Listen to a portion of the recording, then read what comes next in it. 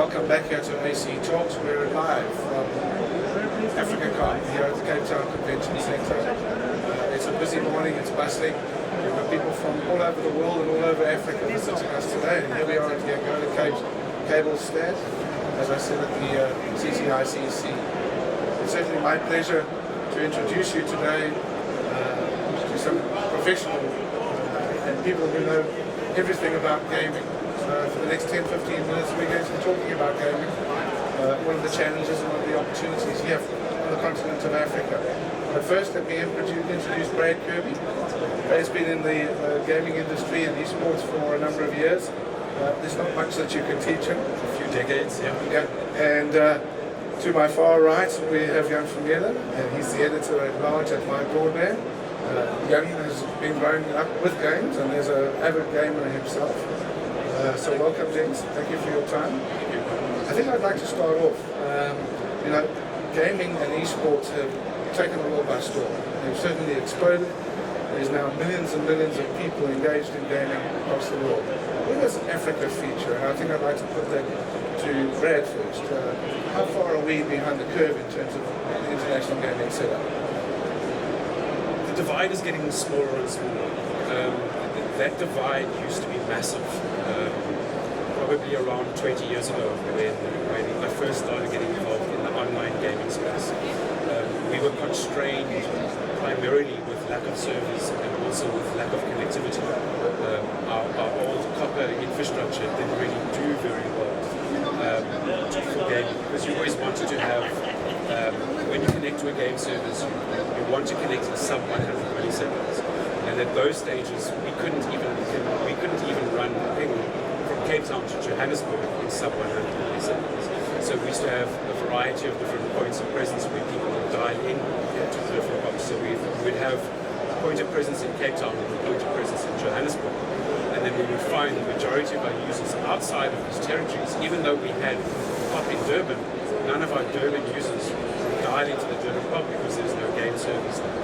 So it's changed drastically. There are a lot more providers. There are, not only from a gaming space, but from an eSports space and from a platform space, there's a lot of people who are starting to get involved. So the opportunities for the end user are growing substantially. So we stay just on the opportunities perspective and how far we are from the rest of the world. Again, with the rollout of fiber, with the rollout of us being able to connect into Europe and connecting into South America, it's changing. The digital world is getting smaller. So for allowing us to be able to connect into other countries really is what it's all about. I think part of the problem that we've had in Africa is that we're very isolated from everybody else, especially being down on the southern point of Africa, where it takes now around 200 milliseconds to get to Europe. Certain games become playable, certain games are still not. So it depends primarily on what platforms are around, what titles people are playing. But again, we're seeing more investment. It isn't only South Africa that now has game service. We're seeing the service that are rolling out across the whole of Africa from a variety of businesses. We've got data centers in Uganda, we've got data centers in Kenya, we've got data centers in Angola. I understand too that the gaming populations in North Africa are quite high, and you mentioned that they were currently using connections through to Europe. Yeah, so again, it's about growth, and that's what excites me about the Angola cables, because the Angola cables allows us to reduce the latency into wider areas. I think the concept of us being able to run an online tournament between South Africa and South America, the best of the South, is really, really exciting. We've been able to play international games before, but you always have one side that's at a major disadvantage because we don't have a home and away system. Now with the places that we have in Fortaleza, we have in South Africa, or within Southern Africa as a whole, it becomes really, really exciting. So I like, if I cast my hat into the future, I'd like to see Angola cables being instrumental in providing the infrastructure, not only from the connectivity, but also from a server infrastructure base where we can have constant online tournaments between the whole of the South. And then you always want to have a land-based environment. You want to have an offline event for the finals. And I think it's it's really exciting. I don't think there's any South African gamer who doesn't want to go and play a finals in Brazil, and vice versa. I'd like to bring all the South Americans to here. So in my head, I see online tournaments within the South, and then massive opportunities for brands and partners to get involved and bring people across. And again, build communities. It's not only primarily within gaming and eSports. Gaming and eSports opens an awful lot of other doors in the digital space, but nothing showcases the value of your network like gaming does. And there's no more compelling content and engaging content in the space than gaming. So, I think I'd like to ask Jan now, growing up and being an avid gamer yourself, how have you seen the environment change, particularly here in South Africa? And in terms of, it's all about connectivity, latency obviously as well. Yeah, it's changed tremendously in just the last 4 or 5 years, and before that it had changed tremendously as well. And so the first thing that happened that we started seeing was, as gamers were growing up and getting into positions of some influence in local telecommunications providers, so like I'm thinking of the internet solutions and telecoms of the country, they would start putting their own game servers down on those networks to help decrease latency. But that only really worked within South Africa, and slowly, as we started seeing the national backhaul between Johannesburg and Cape Town improving, the latency decreased, and then when Durban got points of presence online, decreased there. But still, if you're not in one of those major centres, your latency to anybody who was sitting in those big cities and playing games was bad. So slowly over time, that's improved tremendously as we started seeing more open peering happening. I don't know how you feel about mentioning competitors, but Terraco, for example, that then was involved in the second wave of that, because what now happened after this is game companies started moving away from allowing you to host your own game servers. So now you couldn't just download the server software and host your own game server. It was all in the cloud. Yes. But the cloud providers weren't here. And so slowly, with the help of companies like Terraco, INXZA, they started peering locally, and that helped decrease the latency again. So you had this almost up and down as the waves of technology happened. But the one problem that was never solved was international latency, and that's the thing that makes SACS and Monet so exciting, is because, for example, we just sent a team, I don't know how many people even know this, we sent a team from South Africa to the Overwatch World Cup at BlizzCon. That happened last weekend. Yeah, very incredible. And the work that team went through to just raise the money that they needed to fly to Anaheim was tremendous. And then they had a whole bunch of other challenges as well. But the thing is, other than sending our troops over to North America, to Europe, to play on an even footing, there's no real way. And so the reduction in latency from having the southern across northern up cable from 300 plus milliseconds to roughly 200 milliseconds, it's a game changer. And so that'll allow our local teams to compete more effectively, to learn better from teams playing overseas.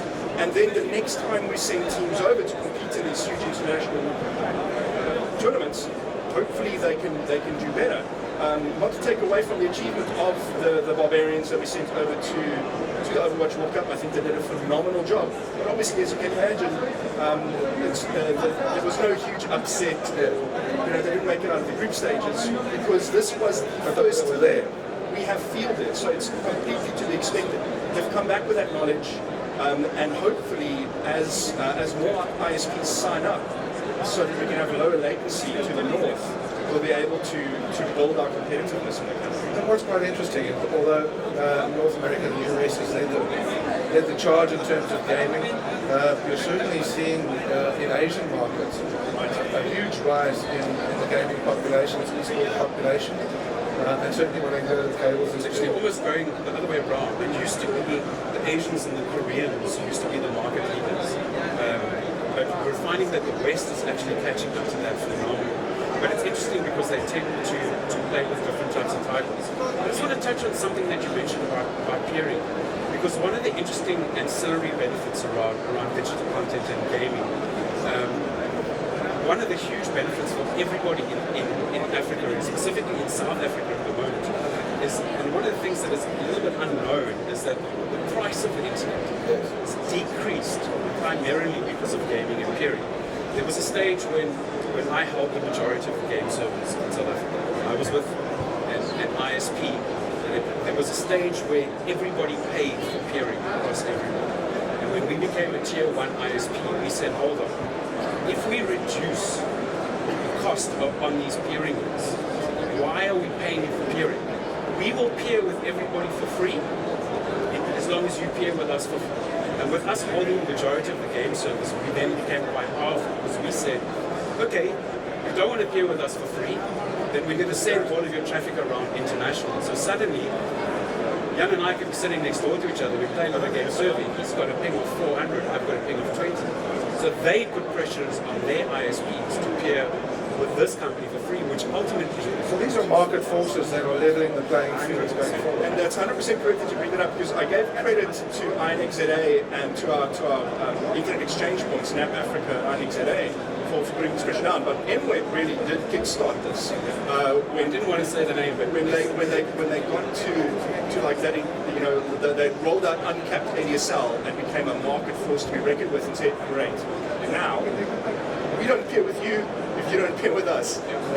We're open for peering, just come. And that changed the market. And I think that leads to an important principle going forward. When we talk about connectivity, gaming is all about connectivity, especially if you're playing across borders. But for Africa, socio-economic development, connectivity is key. Brad, you and I were chatting earlier about the value that connectivity can bring to, say, academic institutions by sharing learning opportunities, by sharing advances in agriculture. So the similar technologies or the same connections can be used across markets. One of the most exciting things that I saw in the gaming space was here at AfricaCom about 2 years ago, when it was on the MEST panel. And there was a small little company called Kakua. And what they did, they were trying to address literacy in Africa. And people who have tried to build or marry education systems into gaming systems have failed miserably in the past. And primarily the reason that they do that is they tend to take an education model or an education system and try and gamify it. What these guys did is they flipped it on their coin. They flipped that on their head. So they took a game layer and put an education system on top of it. And it was different. You can give an iPad to a young kid, 5, 6 years old, and all he does is play a game for 2 months and suddenly he can read. And it's not, he doesn't feel like he's going to a class. He doesn't feel like, oh, this is work. And you see the videos and you see these guys interacting. You see the looks on their faces. They have epic wins like we do within gaming, which brings us back again. When you suddenly realize, I mean, sometimes us as gamers, you know, we can put into these positions when we haven't really spent years and years learning how to program, learning how to guide. We've adopted knowledge like intrinsically and naturally. So sometimes we don't always realize the value of the things that we know.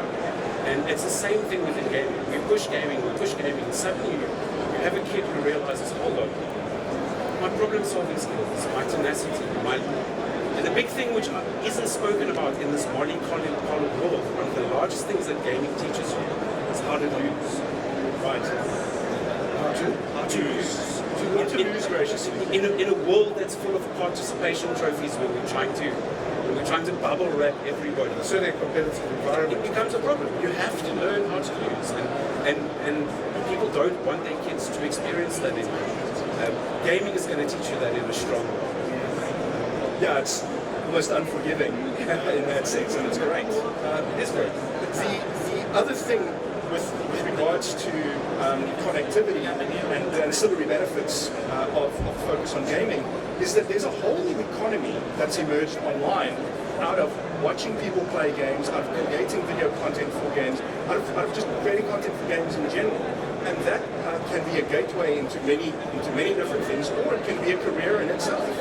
And so you can learn tremendous video editing skills in that process, graphics design skills, or you might decide to just make a career out of it. You can become a shoutcaster, you can become a live streamer, you can, if you you're good enough, you can play professionally. I'm just going to touch on that. Like the avenues that are exploding, again, I want to add to that, it's not only for the gamers itself, it's the ancillary talent around the side. The fact that if you have a decent connectivity at home, and if you either have personality or you have skill, you can monetize your ability. You have people like, I mean, everybody's heard about ninjas and the shrouds, and so you have guys who literally sit at home, flip on a switch, and they have audiences that will make large OTT offerings want to bulk because they literally have 250,000 people watching every single move that they do. But it's not only for that talent, it's also for shoutcasters, like you mentioned, it's also for personalities, it's also for camera operators, it's also for personalities in and around the side. The gaming is a massive animal that feeds more than just the gamers. So where to next for Africa? What do you think are the logical steps? What are perhaps some of the challenges, the most immediate challenges that we face, and how are we going to overcome those? So Africa can really be a part of the global gaming community.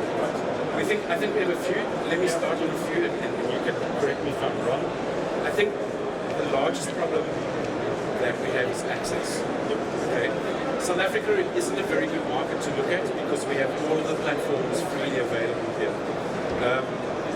The lowest barriers to entry and I'm talking about AAA gaming, I'm talking about mobile gaming. The lowest barriers to entry is console gaming. Okay? If you don't have a console, your only option is PC. And that's prohibitively expensive. When you go into places like Kenya, Nigeria, Rwanda, Uganda, you find Xboxes and you find PlayStations, but they're not officially distributed there. They've all come from Europe. So number one, they've paid more for them. Number two, they're not connected because they're grey imports. So they're offline boxes. So the guys are getting an offline experience. Your online experience is primarily where it's at. So they're hindered by that. The other problem is that all the providers are leaving an awful lot of money on the table. Whether it's the people who are providing online platforms and whether it's the gateways and the platforms too. I think part of the issues that we also have is a combination of sustainability and investment.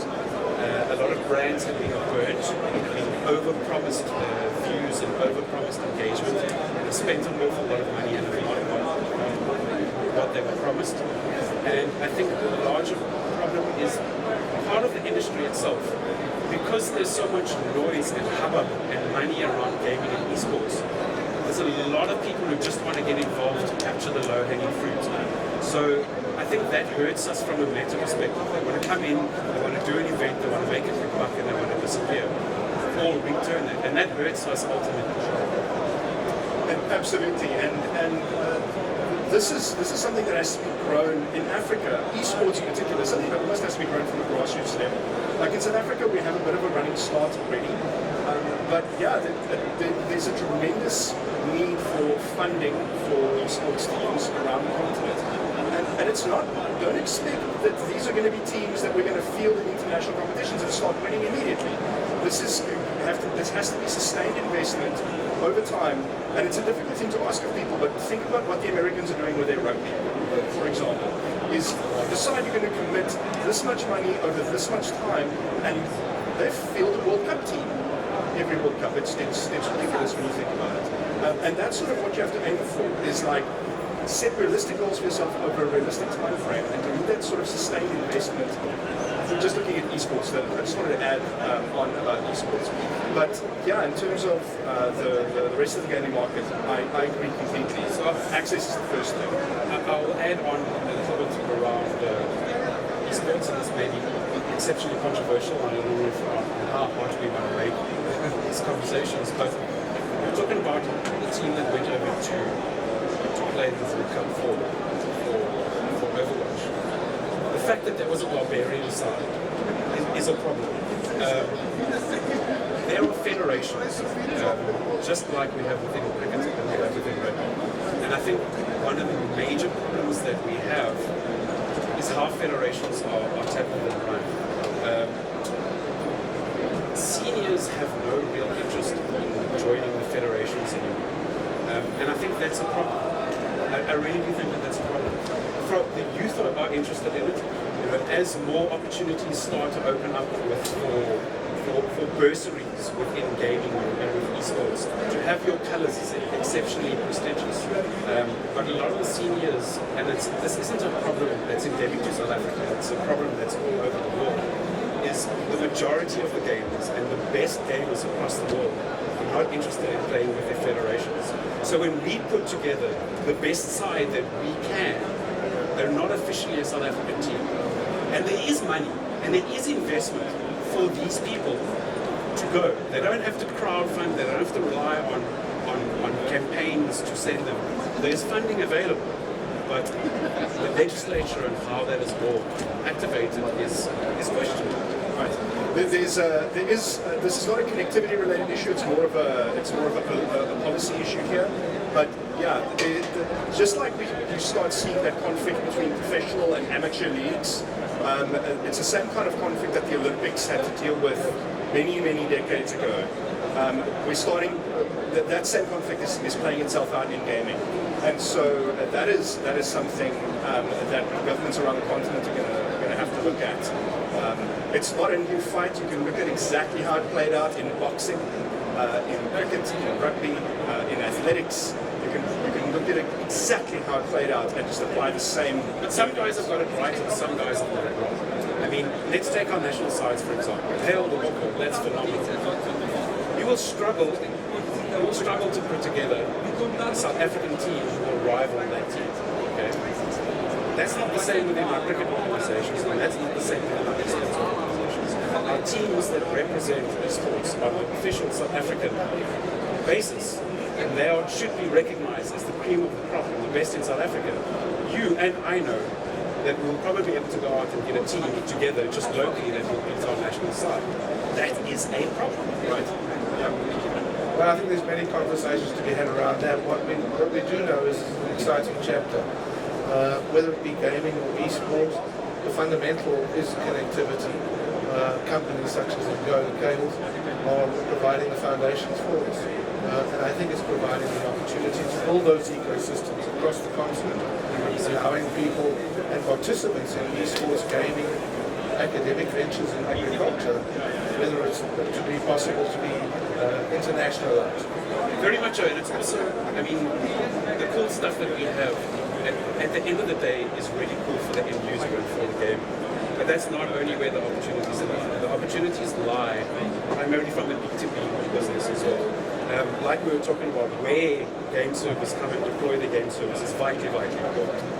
The Overwatch game that we were talking about, there are no servers anywhere in Africa. Yep. No, you can only play that in Europe or play that in the States. They've got Asian servers as well. Europe, Asia, so anywhere off of Africa. But basically, if you're in the northern hemisphere, you're good. But like even Australia, they've got to connect to an Oceania server, or like an Asian server. But there's a potential to change that. Yeah, very much so. I mean, and that's the cool thing about Angola Cables, because the more people that we can add to the south, the more voting blocks that we get.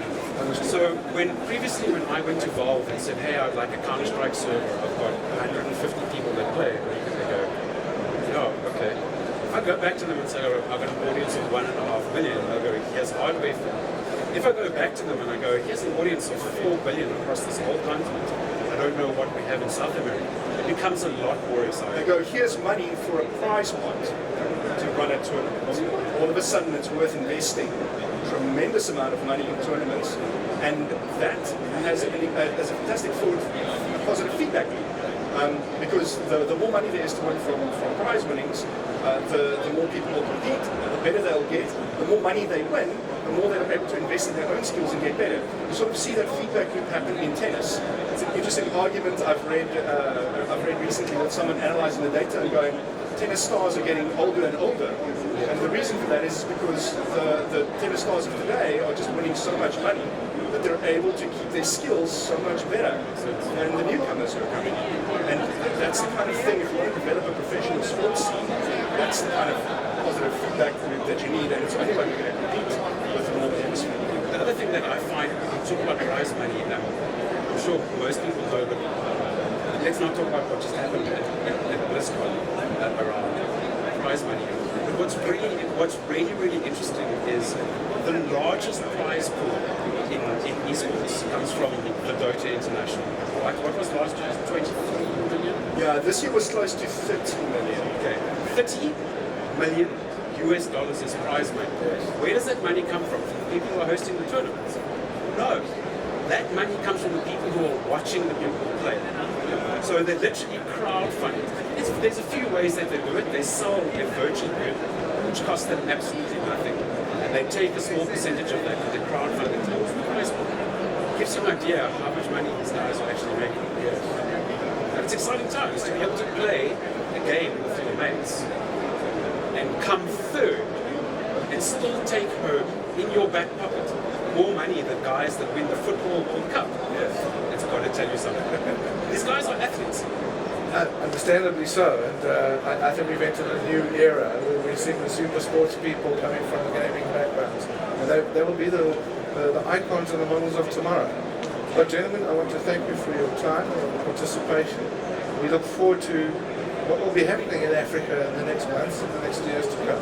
And thank you for your contribution to both of you to making gaming happen in the future. Thank you. Thank you. Thank you very much. That was great. Thank you.